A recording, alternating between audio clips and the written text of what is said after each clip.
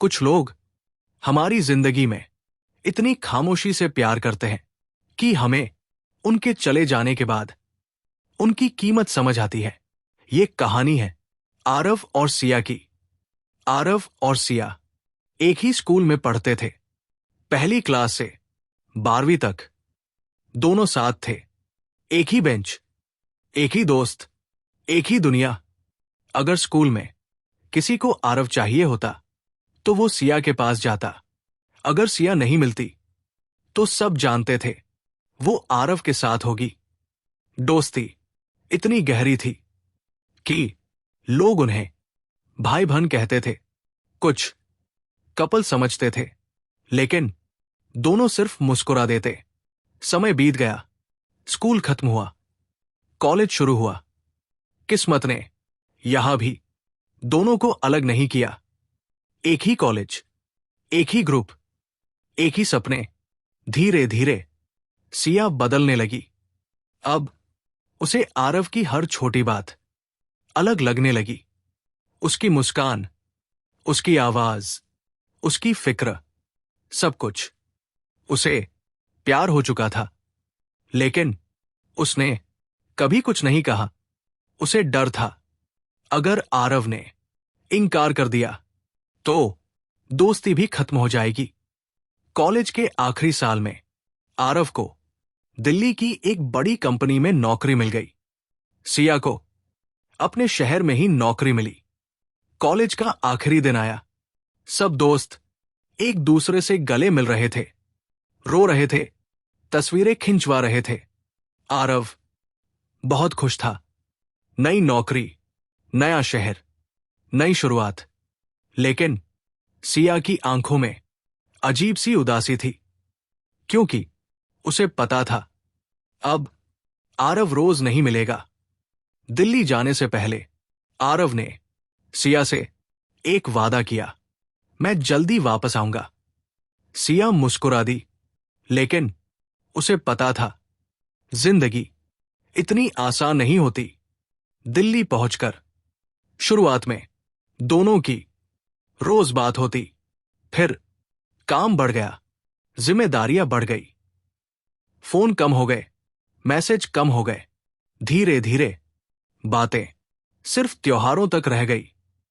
उधर सिया के घर रिश्ते आने लगे। हर बार वो किसी न किसी बहाने मना कर देती। परिवार को लगता शायद उसे अभी शादी नहीं करनी, लेकिन सच कुछ और था। वो आज भी आरव का इंतजार कर रही थी। 1 साल, 2 साल, 3 साल, 4 साल, 5 साल। उसने हर रिश्ता ठुकरा दिया, हर उम्मीद सिर्फ एक इंसान पर रखी जिसे उसके प्यार का पता तक नहीं था। उधर आरव भी सफल हो चुका था।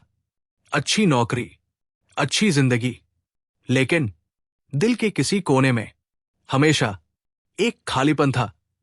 उसे लगता कुछ छूट गया है, लेकिन क्या, वो समझ नहीं पाता। एक दिन आरव अपने पुराने शहर लौटा, कॉलेज के रियूनियन के लिए। सभी दोस्त आए। सब बदल चुके थे, लेकिन एक चेहरा आज भी वैसा ही था। सिया।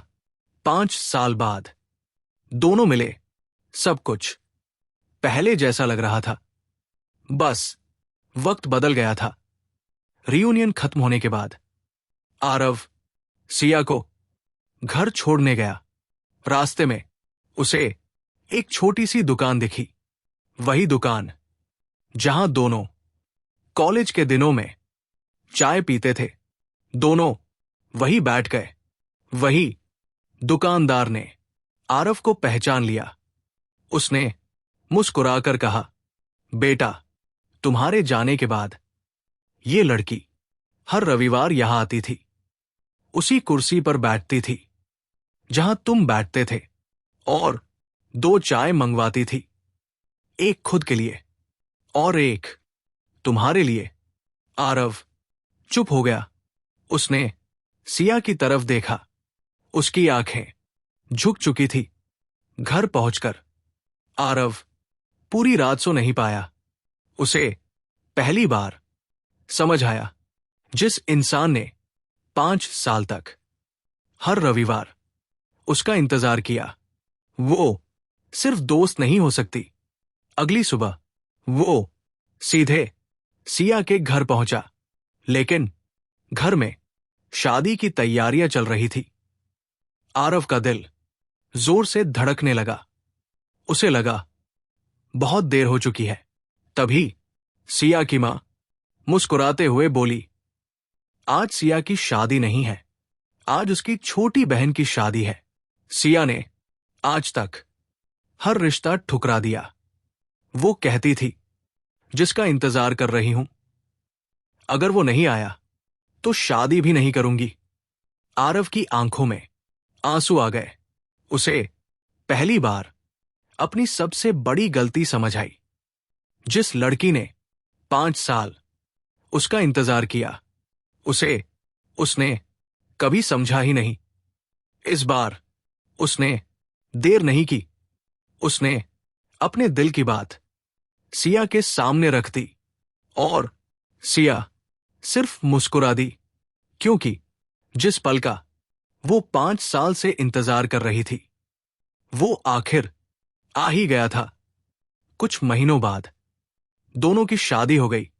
शादी में सबसे ज्यादा खुश वो चाय वाला था, जो 5 साल तक हर रविवार 2 चाय बनाता रहा, एक सिया के लिए और एक उस इंसान के लिए जिसे आना ही नहीं था।